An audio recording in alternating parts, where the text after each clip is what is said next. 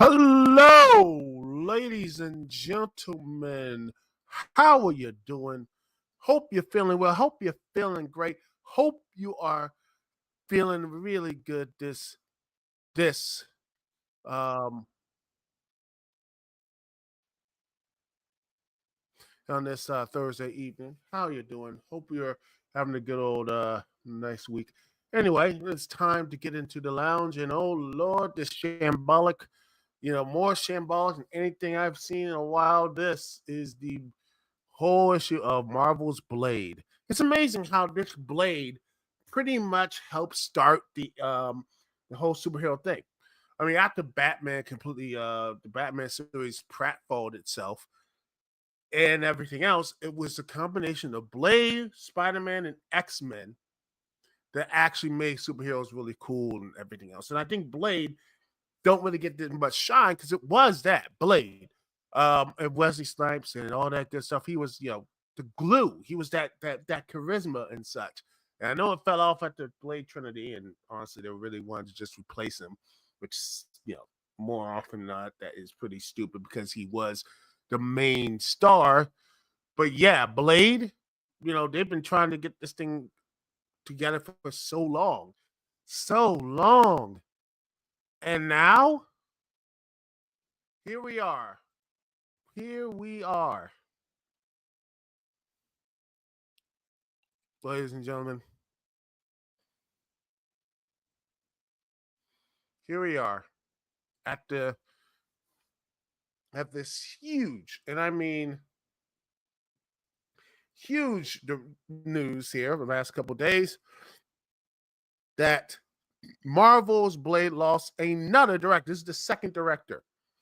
Yann Demange, hopefully I'm pronouncing this correctly, is no longer directing Marvel Studios' Blade, as the rap exclusively learned. The partner with the French Algerian filmmaker has happened a while ago, and was entirely admirable, and such.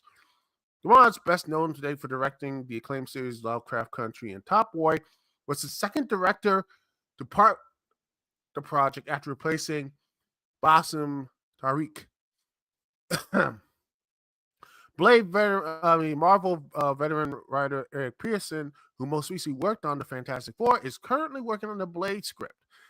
Michael Starber, Nick Parrazzo, and Michael Green wrote previous drafts of the script.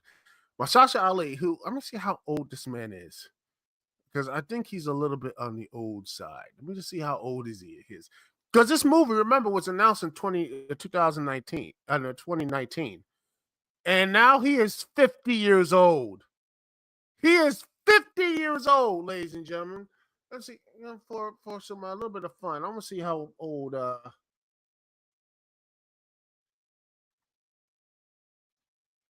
Wesley Snipes.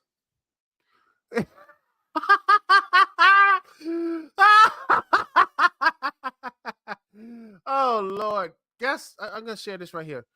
Wesley Snipes, ladies and gentlemen, I'm using Brave, of course.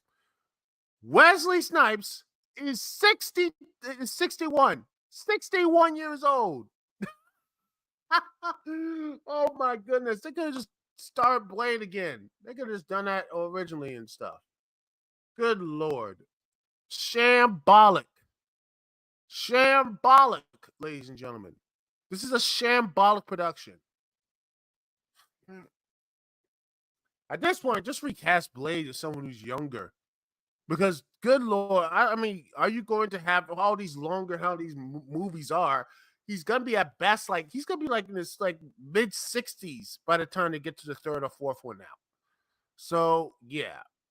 They're getting, by the way, supposedly, and inside right now is getting Blade right is much more important than getting the film out. The production produces as much content as possible as lifted. The studio is now just looking to release 2 films a year. Huzzah! Which gives the teams at Marvel Studios some breathing room. Next 4 films: Deadpool, Wolverine, which will be a hit. I'm gonna see if I can get free tickets for that. Captain America, Brave New World. I mean, all the reshoots and everything else. That's gonna be a bomb. Thunderbolts, bomb. Fantastic Four. Well, as long as it's better than the 2015 one, okay. Blade has been like I mentioned before. This right here, it's was announced 2019 San Diego Comic-Con, and now they don't want to rush anything because the Blade movie was that, like I said, it was one of the most important films, and this movie was that. Blade was made. It was an R-rated film, but forget superhero. This was a rated R movie in the late 90s. Made over $100 million. This, again, people like to not talk about this stuff, but that's what happened. This is what the case was. And people really don't really understand that. And it took 2 sequels. Blade 2 was 155 million or 55 weeks, all that stuff. Before Spider-Man came to direct books, just blew that up. And the less Blade, and let's talk about Blade trilogy, the better. And it was a loosely connected 1-season TV show that was on Spike TV, and there it is. So yeah, when you look at these subjects, you look at this, you wonder it's the most simplest thing. This is a problem with Marvel right now. It's so simple. It is so simple. Mm.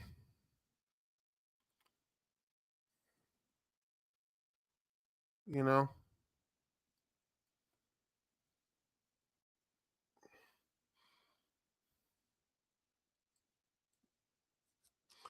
know, it's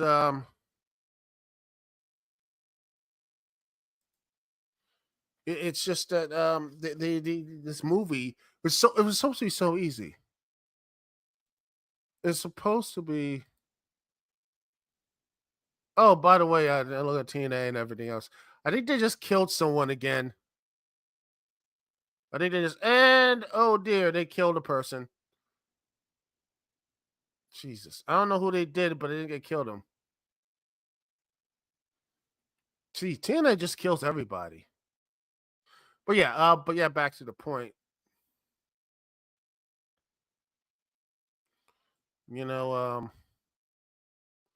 it's kind of really the messed up part about Blade and everything else. I mean, the Hardy compound is supposed to be shambolic, shambolic, but yeah, this whole Marvel thing is supposed to be easy, simple. Blade takes down vampires, and it was simple. It was a simple film at the end of the day. If a vampire wanted to take over the world, did it again, he stopped him. Same thing in the sequel, simple. You know what? It's supposed to be a simple thing. I mean, I would say, hey, Raid, that movie, why can't we just have Blade do something like Raid or whatever? Have him fight multiple monsters, demons, or whatever, and there you go, easy, done. Instead, I think the problem with this whole situation, the problem with this whole thing, ladies and gentlemen, the main issue of this, and I believe that's one of the main problems here, is because that this story, this whole thing, is they're trying to connect everything. And it's sad. You know what the messed up part is? Let me just see if I can get this right here. Let's see. I think it's somewhere. I think I responded to something. Where is it? Where's my thing here? It's on Threads.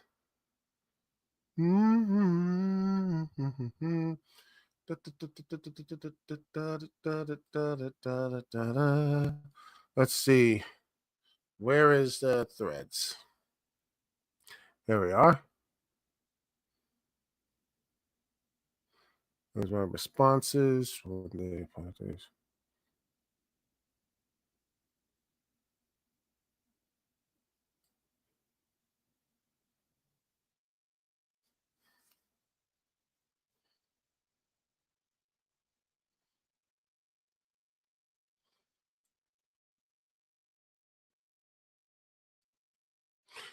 Creature Commandos. There it is. I found it. Creature Commandos, and let's see. Um, here's the really messed up part. Creature Commandos, the DC U series, which was supposed to be sold out in the future, has, let me see. This movie, this thing right here, will be premiered in December of 2024. This year. This year. Creature Commandos is going to debut this year. This show is going to be in this year. Will be here. Will actually be on the thing. Perfect. Boom. It's going to be in the live through your video scope or through Max or whatever. It's going to be right there live.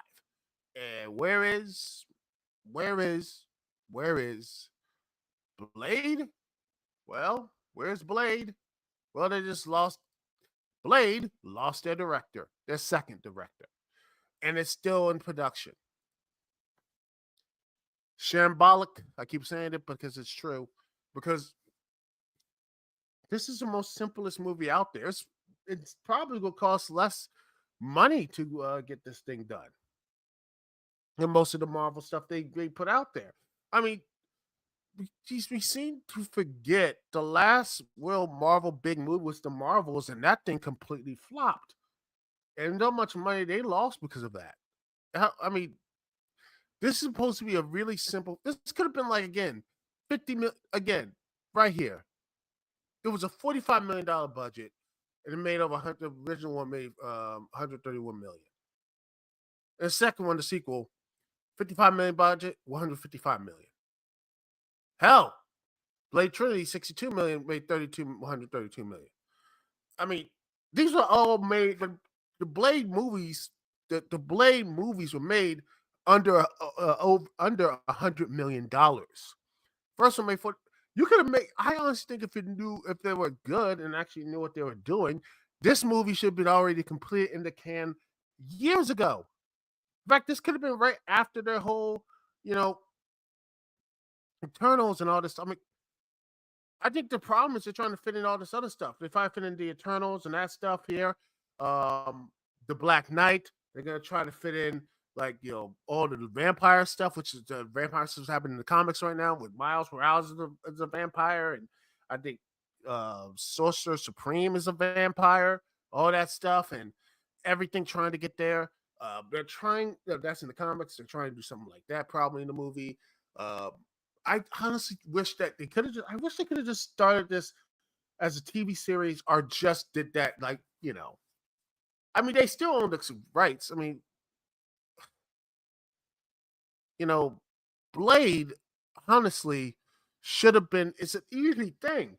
It wouldn't have cost that much money. Would have been in and out. Okay, there you go. We've been done. Kills vampires and done. Then you had him learn lessons from women or something. I'm like, they're trying to overcomplicate things that don't really connect with the character. I'm not against something like that of a huger type of story if you can use it to really fit with the character or do something. But it seems like the problem with the people, and I keep going back to Kevin Feige. I think Kevin Feige is just overcooked. I think that's the problem. And I don't think he knows how to make a simple film anymore. And this is my fear of all the whole MCU is that they can't do a simple plot. They can't do something simple. They can't. I mean, again, look at this. This is supposed to be a very simple film. This is a very simple movie. All you have to do is a simple film. This is going to be. It's supposed to be a simple movie, and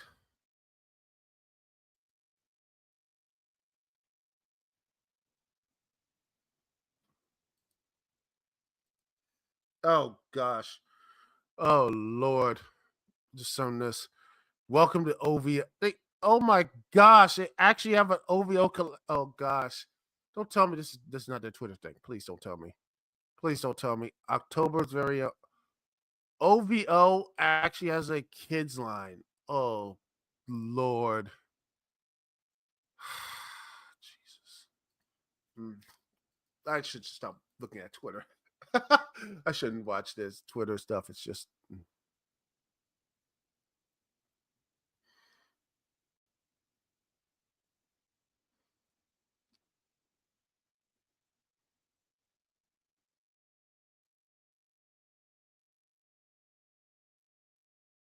Hmm.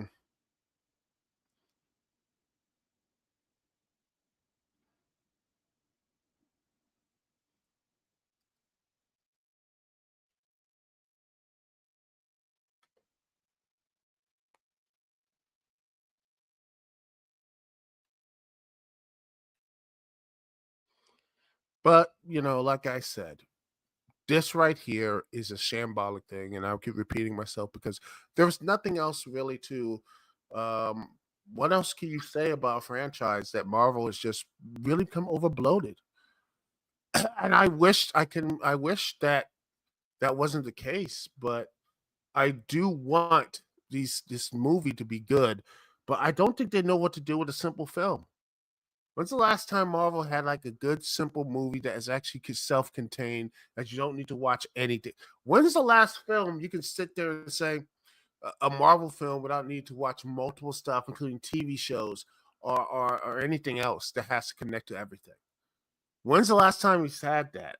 When's the last time that actually felt so self-contained? To me, the last time you had that was probably the Ant-Man movies before they went into the whole Kang stuff. It felt honestly, I felt, they were so self-contained. And I don't think Kevin Feige or anyone at Marvel can do a self-contained movie anymore. They ever had everything has to be self-connected. And with these directors dropping by the wayside, this is what's going to be in this case over and over and over.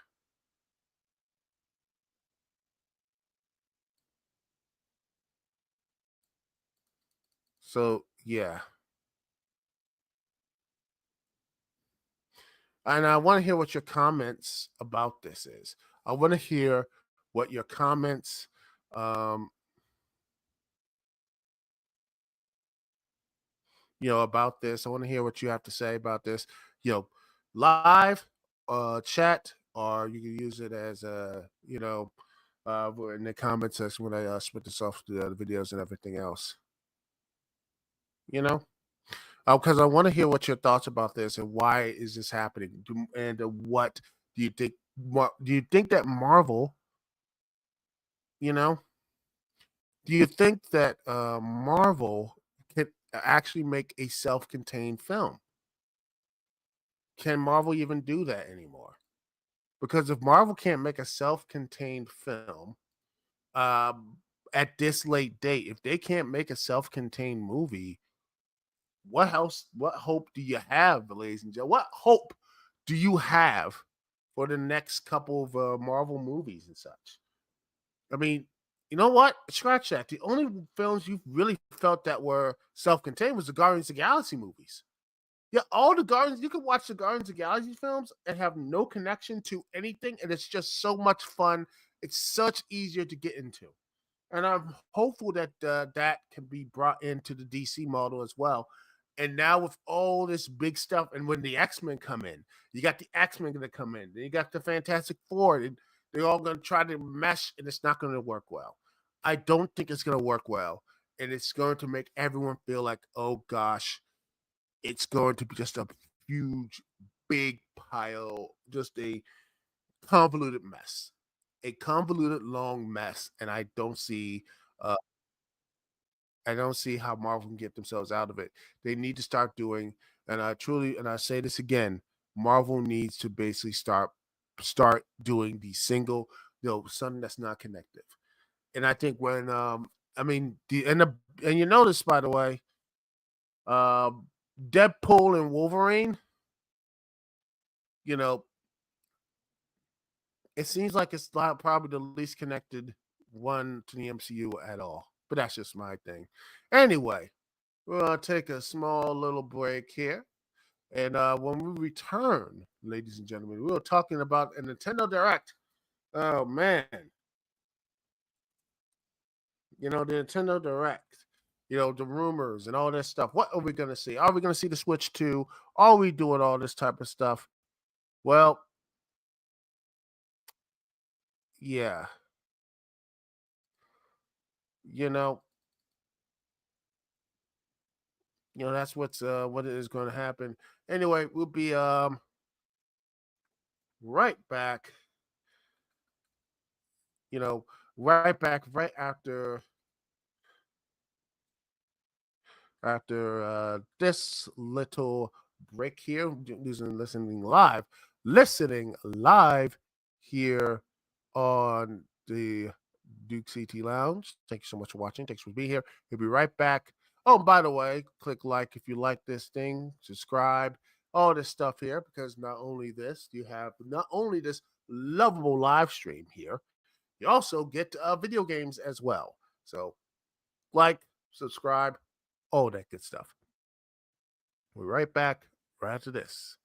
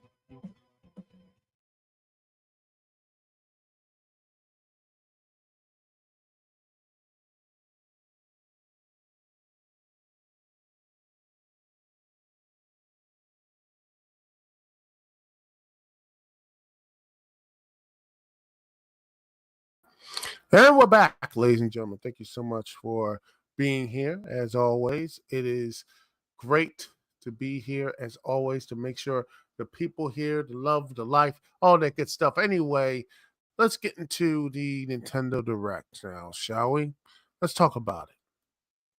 So, well, supposedly right here, there's going to be a Nintendo Direct coming. Will happily be the end of June. Some say it's going to be next week or this week, whatever. And a lot of people are saying that the Xbox, there's huge showcases and everything else. Like,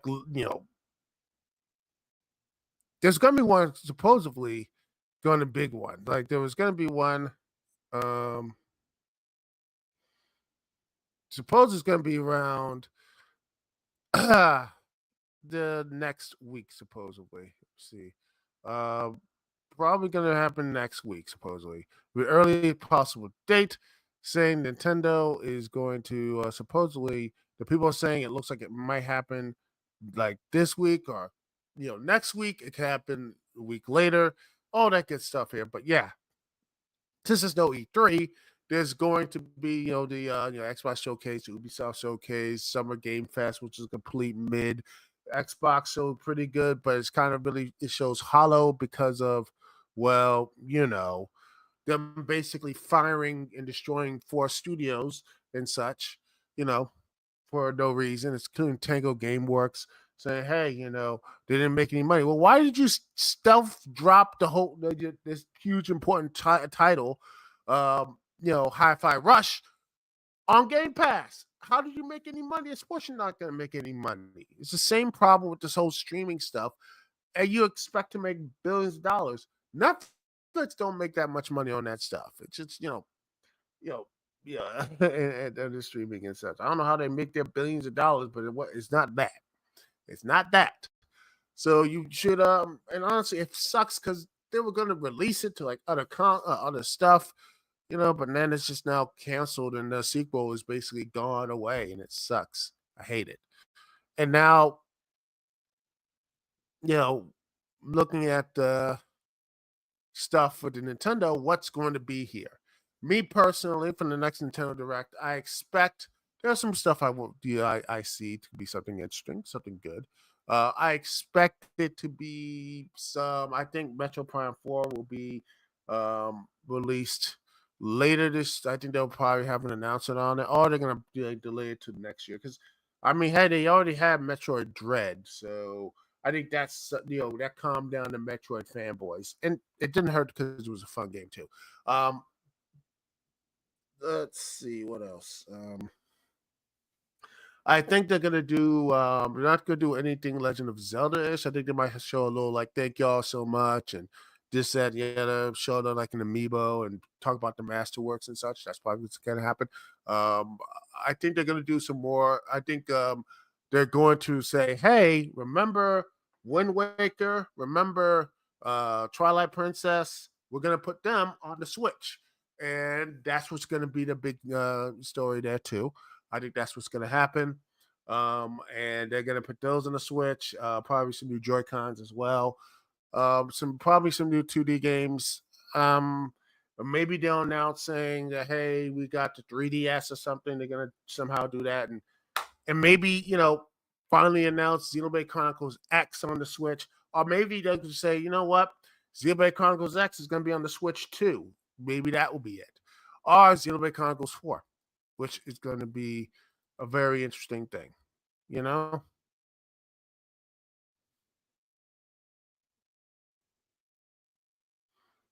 hmm.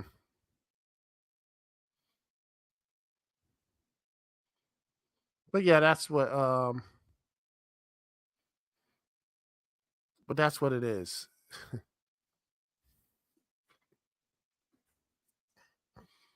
Hmm.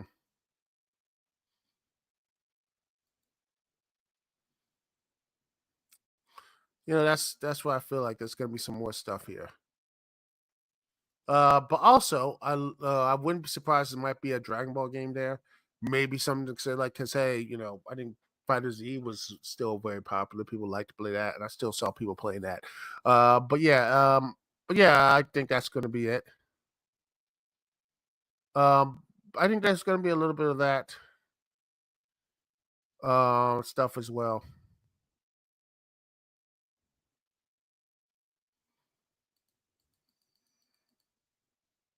I think that's what's going to be. I mean, I wonder what else you're going to have there. I think there's going to be a lot of yeah, some. I don't think you're going to see Switch 2. They said they're not going to do it. Maybe they'll probably tease it, maybe they call it a name or something, but I don't see. I would not be surprised that maybe they'll announce it. I think they might have another direct, like at January or maybe December or January, to actually probably talk about the Switch 2, and then they will probably be like, here it is. I don't know if they're gonna have a price point or something, um, because I think I think I don't know what it's going to be. Maybe it won't. I don't think it's going to be as powerful as the Steam Deck, because I mean they probably are going to make it somewhat like PS4 or PS5 because the graphics are not the important stuff here for Nintendo. They always are when they go on their separate path, which I love they're doing. They go on their weird, odd path, and I think that's one of the best parts of them is they're going on this weird path and such. And I think that's what's going to happen. They're going to go on this weird path, and hopefully, you know, they will still be a success. And I think that's what they're going to be. I think that's what is looking forward to Nintendo being that successful company because right now they're riding high, and the Switch is still one of the most. I do worry a bit because every time they come up with a console, they suffer a back end that they suffer a backlash and such. They don't they don't rebound. Like they have a really successful console and then it goes backwards and then it goes back and forth and back and forth. I mean, you know, my hope is that this Switch will be just as good. Hopefully it will be just as good as the Switch, and hopefully it won't be as the Wii U, which my Wii U controller is a bit busted. I knew eventually what happened. I gotta see if I got a lot of stuff I gotta repair. I got Xbox to repair, I got a PS2 to repair, and I got a Wii U controller to repair. That's gonna be a fun thing to do over the summer. Well, anyway, hopefully it'll all work out. No worries. But yeah, back to Nintendo. I think the Nintendo Directs are gonna have probably some more indie games. I think they're gonna have some more like stuff like that to finally end life on the system. Maybe a last hurrah. Maybe Metro Prime 4. Maybe another heck, maybe a Star Fox game. Wouldn't that be fun? Wouldn't that be something? Lord. I don't know, man. I don't know.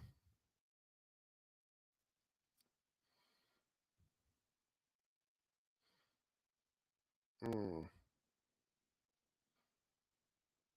But yeah,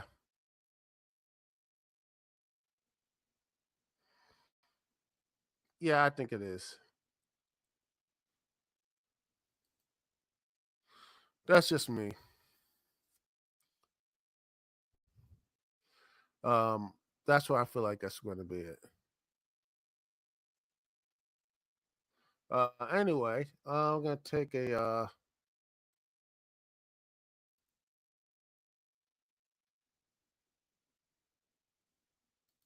I'm gonna sit back and relax a bit, and sit back and relax, and hopefully Metroid Prime 4 will finally happen. Will finally, and I'll say again, finally happen. Or if not, well, like I said, it looks like it will probably be a I think will be on the Switch too. Actually, that'd be a pretty good launch title. Actually, Metro Prime 4. State something in the comment section below. Anyway, I'm gonna take a small little break here, and we'll finish up with some pro wrestling news with Ricochet. Oh, Ricochet leaving. Oh, Ricochet's leaving. He is leaving on the train. Oh no, after that Braun Breaker slam, I think who knows where he might end up. I'll be talking about that in about a couple seconds after you listen to some lovely music. OC remix. How about something like that? How about some something from the Ninja Turtles, baby. Oh gosh, that is a from the Ninja Turtles Cell Shocked. How about that? You listen to some Ninja Turtles Cell Shocked from OC Remix. Go download this stuff. It's pretty good. We're gonna put listen to something. How about we have Fight Something? We're right here live on the Dukect Lounge. We'll be right back right after this.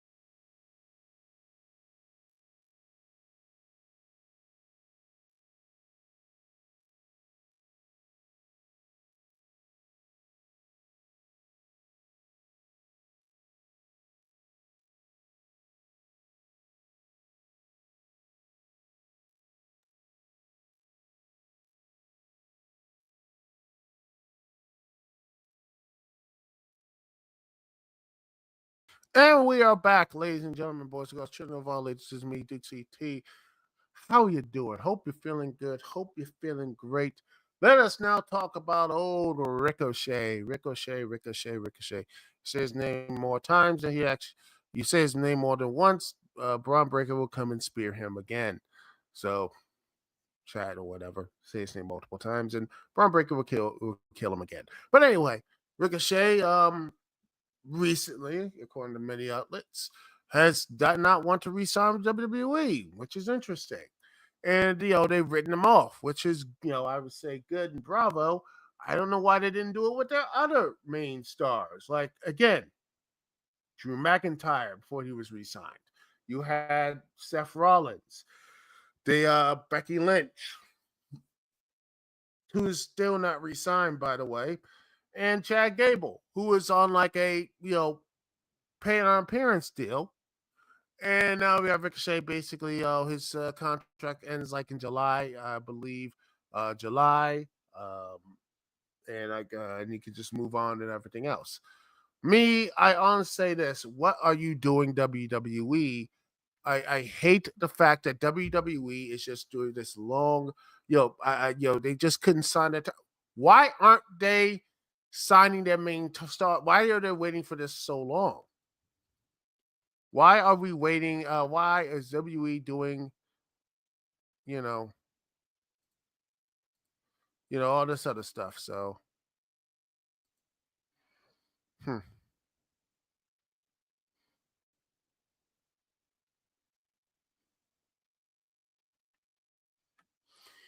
you know, it's so it's so it's messed up because it feels like it's just mismanagement. I mean, it's just like rumor has it they want to sign with TKO and not WWE, which I'm like, they're the same company. I don't know. It seems very shambolic, and I'd like get their. I mean, it's WWE that like, come on now. It just really, um, you know, it's really is the messed up part of you know the messed up part of what WWE is doing and not signing their talent and such, or misusing their talent, or just don't know where to go. I mean, poor Andrade, who is now what? Winning the Speed Championship on a basically a bot winning platform. Yay! Good lord, I really just said. Oh, what's up, G Nation? What's up, man? So it's basically the same as what the UFC does with their fighters. They wait till the fight concept. I think that's stupid. UFC could get away with it because there was legitimately no one there around. There was nobody there. No one. WE, well, you have multiple stuff now. I'm not talking about TNA, which is basically a hollowed out program. They're doing it just to fill up content. They're basically in the Ring of Honor phase of their stuff until the WE buys them out. That's what it is. WE. So when WE finally buys them out, that's right. WE is going to have a feeder system for a feeder system for a feeder system. So yeah, I can't wait for that. Yeah, I can't wait for that. That's gonna be fun. What? See. Oh, there's New Japan, Noah, all that type of stuff. Not just AEW. And I think that's one of the main problems was that I think there's too much stuff here. I really wish that Ricochet would do the same thing what Maximum Models were doing, just go around the world, just you don't need to be in encumbered right now. Just go out and actually sign do like other like indie stuff for a while, to reheat himself. But stuff like maybe a Matt Riddle, something like that. I think he would be if TNA wasn't all then basically selling. I would like, gosh, I said this before, and I know this is probably going to get people a little bit angry as such. But I think if TNA wasn't on that bad path, I think if Scott Demore would have bought them, I think if they would have gotten, I truly think that TNA would have been perfect for Mercedes, Punk, and let's see. I would say Osprey, but he was already gone. I think they would have gotten maybe re-signed Naomi. Would have probably gotten some of these other mates and Okada. They would have probably been like, hey, the third company TNA risen above. It would have been really good. Instead, they all went to AEW and they are actually thriving there. I didn't think Okada was going to be that very good, but I was wrong. But I felt like TNA, if Scott, would have bought him, Scott Demore would have bought them. I think Ricochet would have probably be in TNA right now, and I think it would have been a really good hire for him. It probably would have been like less stressful, less what I mean, the problem with WWE's their schedules and everything else is that sure they're hot now, but what happens when you're not hot? When you're not entirely because again hotness can come and go. And once it is, I feel like it was, remember, it's still recent that I remember you had like stuff was tarp all the way tarp. And, they're doing all this like crazy stuff in the house shows or whatever. But, everything could do shift and everything else.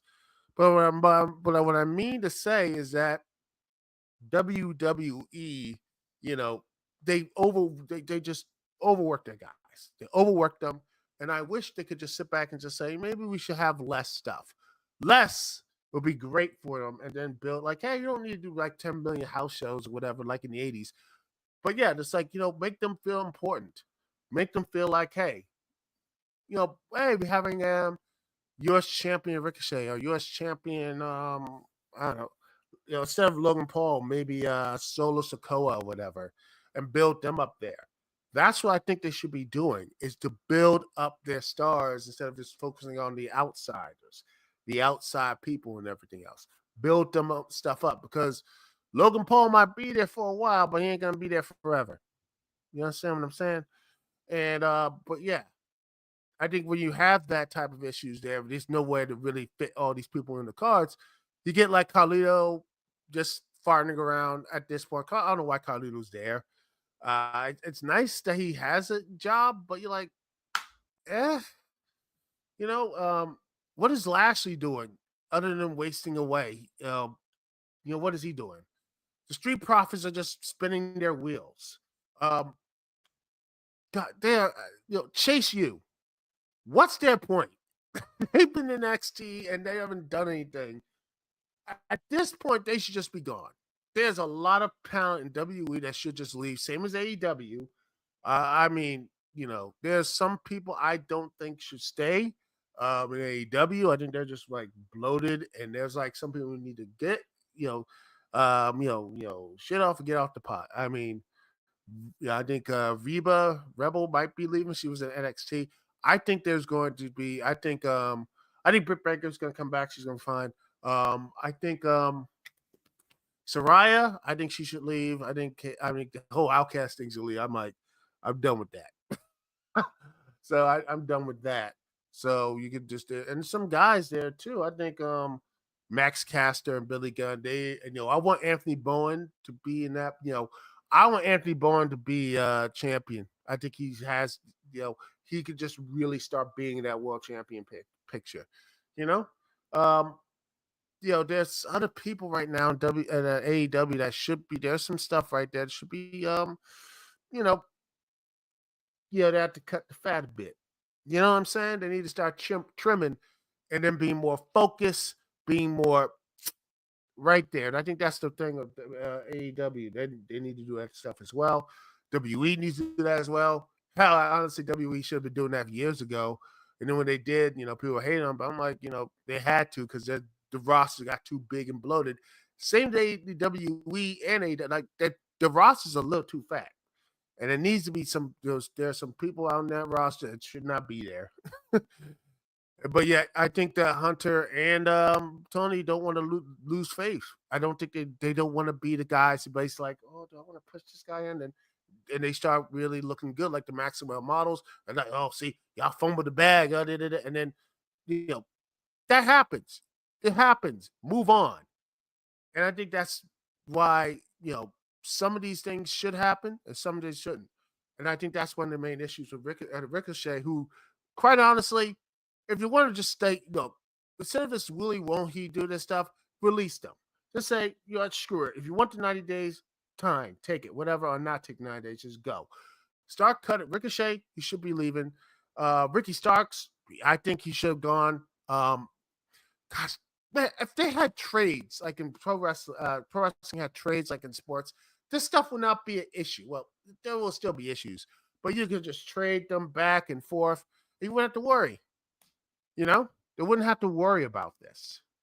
And that's one of the main issues with this stuff is that this mismanagement, overbloated rosters with both companies, and I just worry. I worry about that stuff. And I hope they know what they're doing. I hope they do. I mean, heck, you had WE finally shutting down those post interview, those press conferences, which I think that was pretty a bad idea in the first place.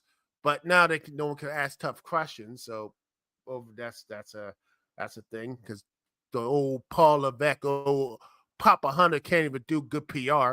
Sweet Lord, gosh, he's so cringe. But yeah, he's done. I think. But yeah, I think if he can't do this, and honestly, they better have Chad signed. By the way, it's gonna be. I'm gonna say this right now. If I see Chad Gable in New Japan at the G1 or he in AEW in the next couple weeks fighting the Owen Hart Classic, Hunter should be fired. If I see Ricochet and Chad Gable on AEW in the next couple weeks, I want Hunter to go. I want Hunter to be gone. I want Paul Levesque going. I don't care. Oh, he's doing this. Oh, I don't care. Those are your two main talents and such. Okay, Ricochet, you write him off fine.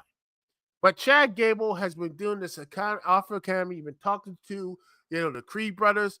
At this point, if I see Chad Gable leave, I want to know what the Gable, the Creed brothers, how long they're gonna be in that company, and they could and if they walk, if I see him by September or October, I see the Creed brothers and Chad Gable on AEW, like this Hunter, yeah, he's done. I want him gone. I don't care anyone hate me or whatever, but that's my whole thing.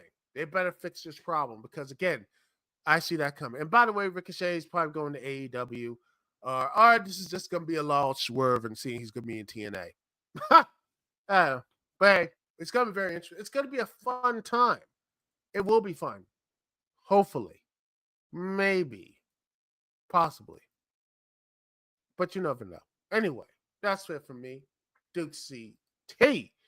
Thank you so much for watching here on the Dukect Lounge. Thank you so much for pulling up a chair and listening to me. Don't forget to like, subscribe, tell your friends, tell everybody that the Dukect Lounge will be back here live Thursday, 9 p.m. Eastern Standard Time. Also, I will be finishing up, just running around in Tears of the Kingdom, up and down, all around, having fun, doing the